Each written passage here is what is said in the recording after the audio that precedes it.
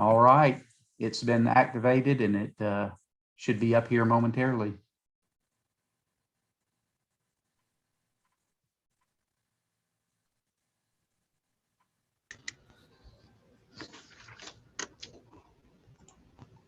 And looks like we're rolling. All right, shall we start the meeting, Walt? You ready to call the order? Yep, supposed to start at noon, so we got a few seconds. Okay. Well, I think we've got everybody we're going to have. We can add people in if they want I to. know Audrey was going to join us, and we can add her in. Yeah, I can just add her in whenever she joins in. No big deal.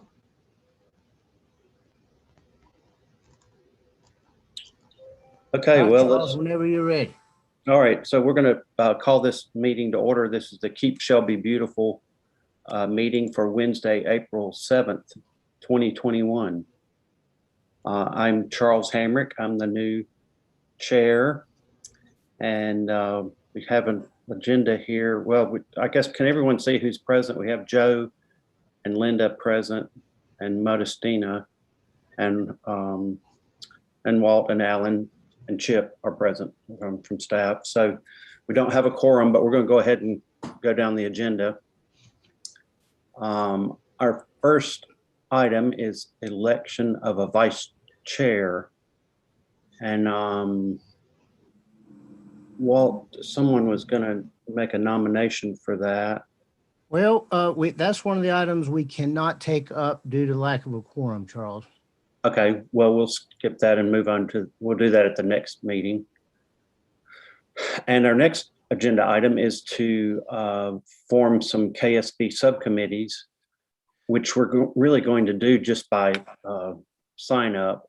And since we don't have everyone here, I guess we can do that by email.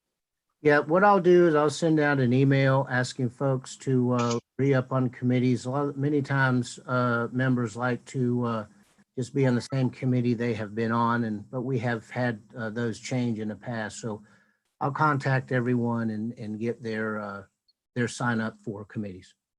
So our committees are the Appearance Award Committee, Events Committee, Awards Banquet Committee, and Reduce, Reuse, Recycle Committee. And we'll just do that by email, or Walt will send something out and we can join that. Our next item is to select, and I believe we already have a representative from our committee to be a representative on the Raper Roark board, and that currently is Linda. And Linda, Charles, I didn't have that on the agenda for a selection. I just wanted to remind everyone that she is the Raper Roark. Oh, okay, yeah, and I assumed she was going to continue. Linda, do you have anything to share with us from the Raper Roark? We haven't met since, I think it was February, and they're working on a mural. They want to do a mural and hopefully use the two founding fathers in the design. And they contacted and used some of the benches from the park. They took them to the park from the Raper Roark Plaza. Yeah, who are the founding fathers of Sam and Les. I see. Okay. Anything else you want to share with us, Linda? That's about it. Okay, that's good. Our next item is to discuss the Public Arts Commission, or an advisory council. This is a new advisory board that's being formed for the city of Shelby, and this will be a new advisory board, which is makes recommendations about public art and makes recommendations to city council who can approve them.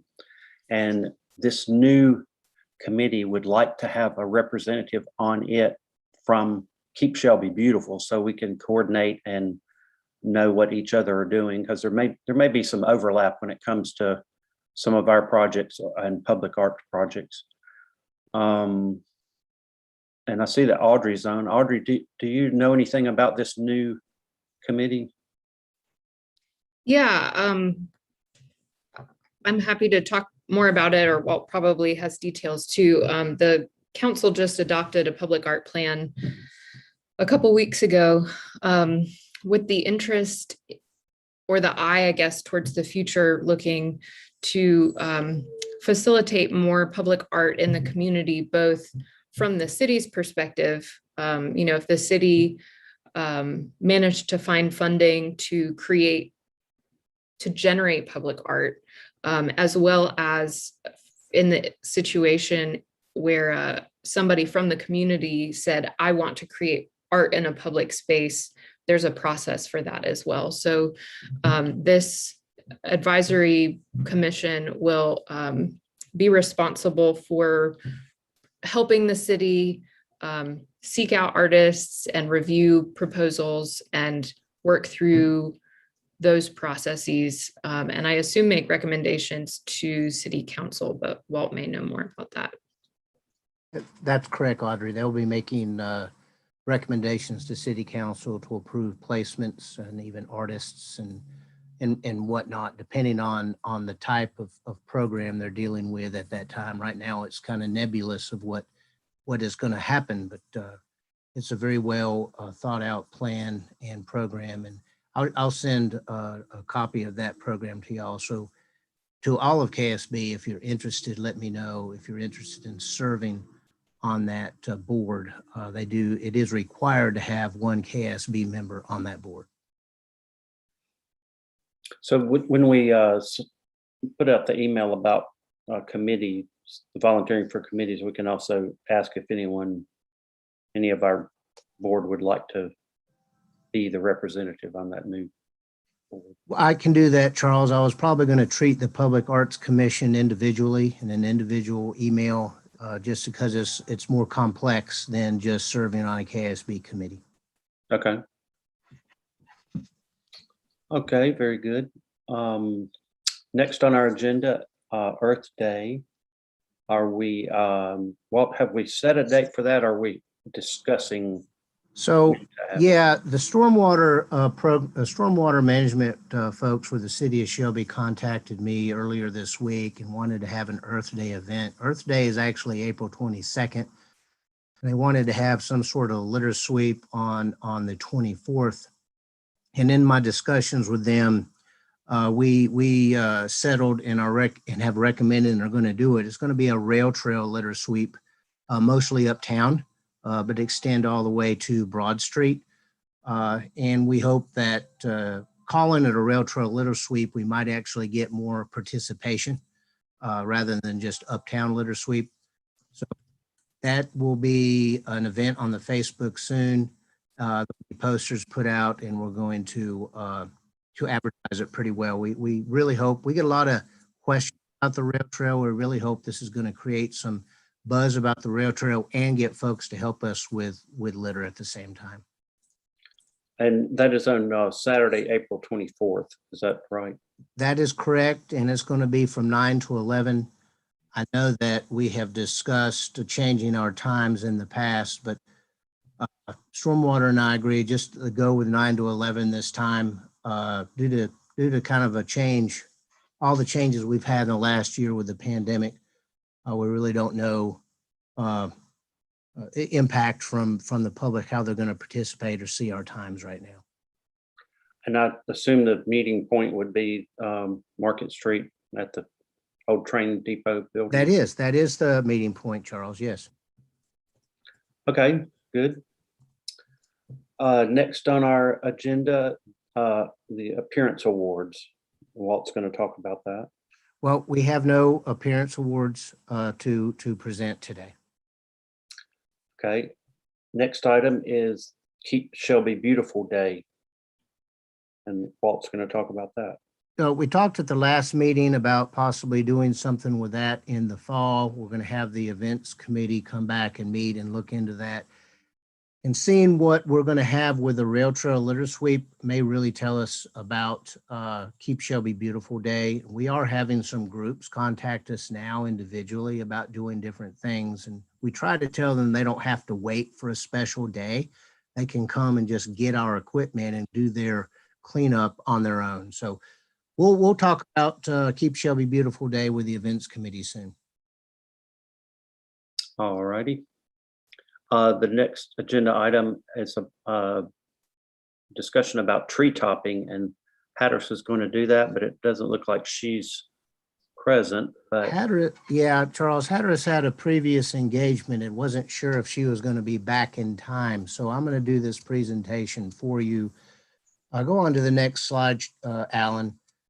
Several years ago, for those of you that weren't on KSB at the time, KSB recommended in a new landscaping ordinance that we prohibit tree topping for trees that the city of Shelby requires mostly, and most of those are at commercial locations. And tree topping is really the severely cutting back of limbs and disfiguring the tree from its normal canopy. And go ahead to the next slide, Alan. We've got some examples. These are some trees that have been topped in town. And it is illegal, and we do fine folks for this, and we do require many times that trees be replaced. And we do that, but still the damage has been done. The tree that had grown for a number of years is no longer there anymore, and we have to start all over. So one of the reasons I wanted to share this with you, we go on the next slide, Alan, was just to bring this topic back so you understood it. And we're going to try to get out ahead of tree topping and send out a flyer to businesses on a periodic basis at random. Many times what we'll see is that there'll be a new manager at a local restaurant or a local store, and they'll try to make a big splash for their store, and they see other folks in other communities topping trees, and they do that at that time, not knowing that it's illegal. So we're trying to get out ahead of that and do an information campaign that folks know they shouldn't. We're going to have some information on our Facebook page and on our website. That's the flyer to the right of that slide. The flyer on the left is something we're going to periodically send out to random businesses, businesses that we think are going to top their trees. But we do have the usual suspects that we'll have that sent out to. I have a question, Walt. Walt, can you Yes. hear me? Can you hear me? Yes. Oh, great. The tree topping in front, we're talking about, it says tree topping at your business. However, if that business has a tree that intermingles or covers the wires, the city tops that tree, right? So, Ms. Bush, there is an exception when there is a tree that does interfere with the electrical wires or other type of utilities that we will allow some sort of topping, but it's not carte blanche, just top the tree. Many times it just needs to be pruned properly and still achieve the effect. But the city would do that and not the business. Well, true. If the tree is interfering with one of our utilities, many times the city will be the ones that does that trimming. And we will. Okay. Thank you. So, Walt, I have a question. When you started off, you said this applies to trees mainly at commercial locations where they are required by the city to have these trees. But so this doesn't apply to other trees on commercial property that may be on the back or the side or somewhere where the city didn't require them. They just happen to be there. Can an owner not choose to top their own trees without permission? Charles, yes, the quick answer is yes, Charles, but what we do find is many times our businesses will not plant trees unless we do require them. Okay. So the city only has this jurisdiction over trees which they required to be planted. Correct. Okay.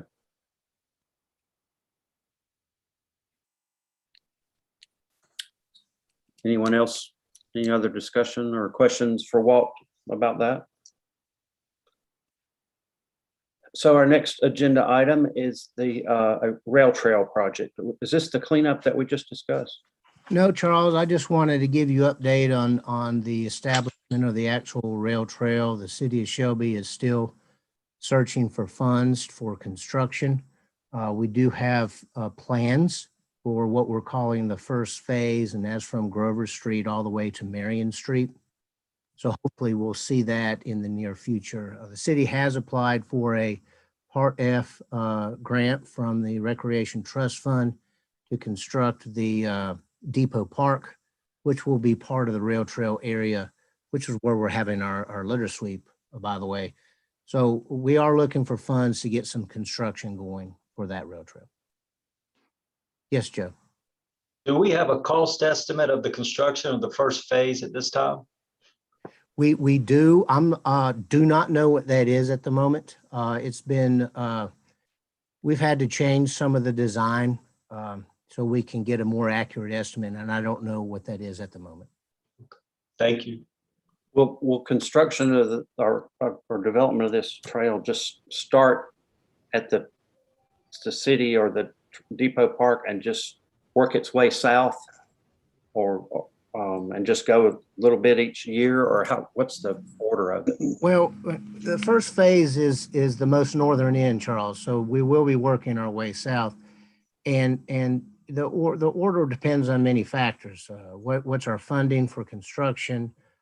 Will we have some future developments along the corridor that may want to participate in construction or funding? So we've got a lot of different factors to know the exact order, but we do know the first phase will be from Grover Street to Marion Street. Okay, Linda? Is this connected to the Broad River one? Yes, Linda. So the first phase goes to the shared use path on Grover Street, which actually runs all the way to the first Broad River. Did we have more damage a couple of weeks ago with all that rain? Yes, there was. I was asked any timeline for the suspension bridge where they can walk the trail again. Well, the trail can be accessed from the Angles trailhead now, and there are many folks that walk the trail from that location. It is under construction, so you have to be careful. There's some major equipment down there. We don't recommend getting on it yet. The suspension bridge is under design.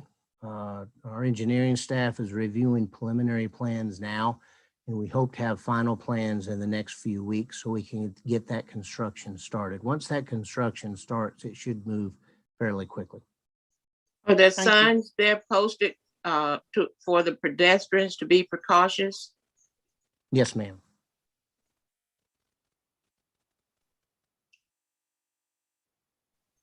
Thank you. Okay, any more questions about the rail trail project? Okay, our next item, this is just a question for everyone to consider about our next meeting. And the question is, how does everyone feel about meeting in person? We're trying to decide if we're ready for that. Our next meeting would be on a month away on Wednesday, May 5th. And I'll just open the floor to discussion. Anyone who wants to say they're for it or against it, or how do you feel about an in-person meeting, or resuming that in May?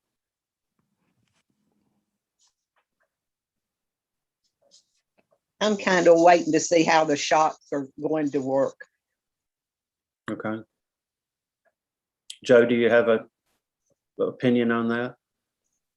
I'm fine with, proper protocols of getting back in person. Of course, it's easy for me. I have had my second vaccination, but I'm anxious to get back in person. But if we'll just have our, proper protocols that are, if it's mask, social distancing, whatever we need to do. But I'm in favor if that's something the group, as a group, we want to do. Or even having both options. I don't know if it's too much work on staff to do Zoom and in person, or if we just need to be either or, but I'm open. I'm open. Audrey, I do you don't- have, Go ahead, go ahead. Audrey. Audrey, do you have an opinion about meeting in person? Not especially. I agree with Joe about if we do meet in person, I think it's important to maintain all the safety protocol because even as people are getting vaccinated, there is still the risk of variants that, may or may not be whatever. They may ignore the vaccine, and so we still want to make sure that we're taking those procedures and those precautions. So I think, and I agree, I think if we do go back in person, it would be nice to offer a virtual option for anybody who doesn't feel comfortable going back in person yet, or maybe, is having to quarantine or self-isolate for any number of reasons, if they need to still join. So they have that option. Okay, we can look into that. Of course, now that we're streaming live, anyone could view it remotely, but they could not actually participate through YouTube. They could only watch it. But if we also turn on Zoom, and it might be kind of hard to mix the two, because if we had a group all present in the Don Gibson and we were on Zoom, we'd sort of have to move the camera around to the person that's speaking, and it might be kind of awkward because we'd all be sitting 6 feet apart and be hard to Zoom for the people in person. But we can try it. We can work something out. Alan, do you have an opinion about meeting in person or having this combination type meeting? And if y'all want the combination, we can figure out a way to make it happen, but it's really up to the board members and what they feel comfortable with and what they want to do. Okay. Anyone else have anything to add to that? Feel free to talk to the other board members and let them know that we're considering this, and as it gets closer to the time, we can make a decision on how or where to meet. And that'll be for our next meeting in May. The next and last item is announcements. Does Walt have some announcements to share with us? Charles, I added an item about the uptown sanitizer stations that Audrey's working on. Thought y'all might be interested in that. Oh, okay. I'm sorry. I was looking at the older agenda. Audrey, do you want to talk about that? Yeah, just briefly, this is something that the county has provided through the CARES Act funding that they received last year. So they were able to help us out and purchase these hand sanitizer stations. And I think there are some for other places in the county as well, but we're excited to get these for Uptown Shelby. And Walt and I have been working on figuring out how to strategically locate them. There's, I think I calculated Uptown Shelby, the district is about 97 acres. So obviously it's a really large space, and we won't have hand sanitizer stations, at every corner, but we're finding places for them strategically so that they're in high traffic areas, but they're out of the way of maintaining a clear path for people using the sidewalk. So those should be out later this spring, and just another safety feature to help people feel comfortable coming back uptown. Okay. Walt, are there other announcements to share? One question on that hand sanitizer. You probably want to, might be a suggestion to consider, the problem we ran into when people had those outdoor tables on the sidewalk, the problem you ran into pedestrians wanting that sidewalk just for them. Are you going to run into any problems where you strategically place those so that they're not in the way of child running on the sidewalk and run right into him and bust his head wide open? Yeah, that's a great question. Walt and I spent some time walking around uptown the other week, looking at locations that would be in, would have a lot of traffic passing them, but would be out of the flow of traffic. So sort of adjacent, and the stations themselves are relatively petite.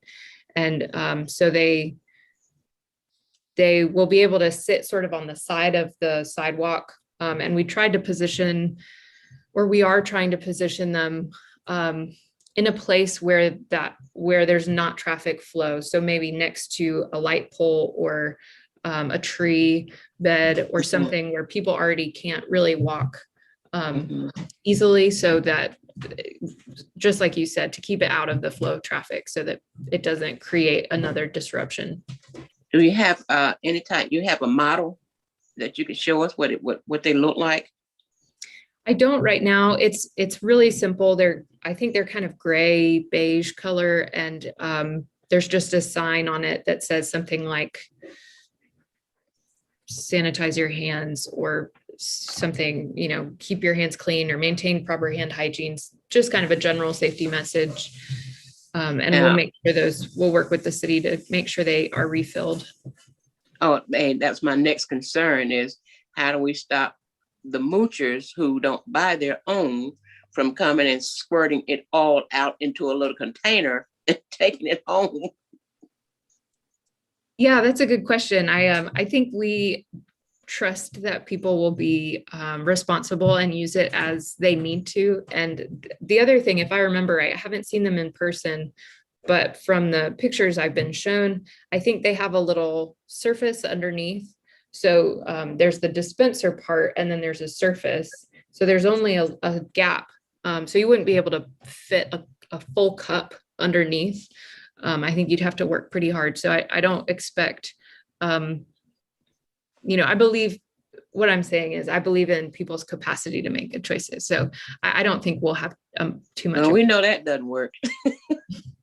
Honestly, we've had really good luck with it when we have put things out, for instance, chairs on our back porch, or signs that we leave out on, advertising an event or something. People have been really respectful. So I'd hope that people would make that same choice with these as well. And if people aren't able to purchase their own hand sanitizer, genuinely, then we do want them to be able to have access to keeping their hands clean in this way. So it'll be an experiment, and I don't know how long they will remain in place, but I think it'll be a nice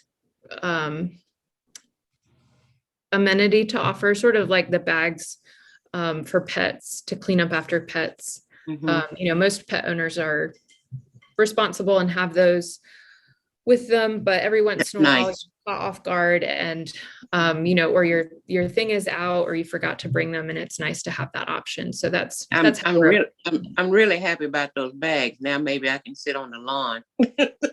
About the poop bags, I'm really happy about that. Do we have to contract to a certain company for the hand sanitizer, or you just go into Dollar General and pick some up? We'll be working with the city and the county. I think the county will be able to order it in bulk, or maybe they already have, I'm not sure. But yeah, we won't be having to make trips to Dollar General or anything. Costco or Sam's or somebody you're going to contract with. No, it's designed as a commercial public space hand sanitizer station. So it's set up to be secure and easy to refill and everything. I was going to say, one kind fits it. You just can't just go buy anybody to sanitize and put it in there. It only requires a certain bag or something, certain type bag, specifically designed for that dispenser. Yeah, I guess so. I don't know much about the inner workings of it, but I think that's how it works.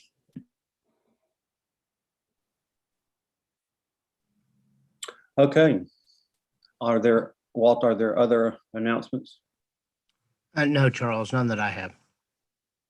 Okay. Does anyone else have anything to add or ask before we adjourn? Just a reminder for me, my knowledge, I forget, I'm old now. Thank you very much. how many is the quorum? How many we need? We need 8 to have a quorum, Ms. Bush. Okay, okay. Okay, well then, that's all for today's meeting. We will adjourn and check your email and But we have 8. no, we don't have 8, members.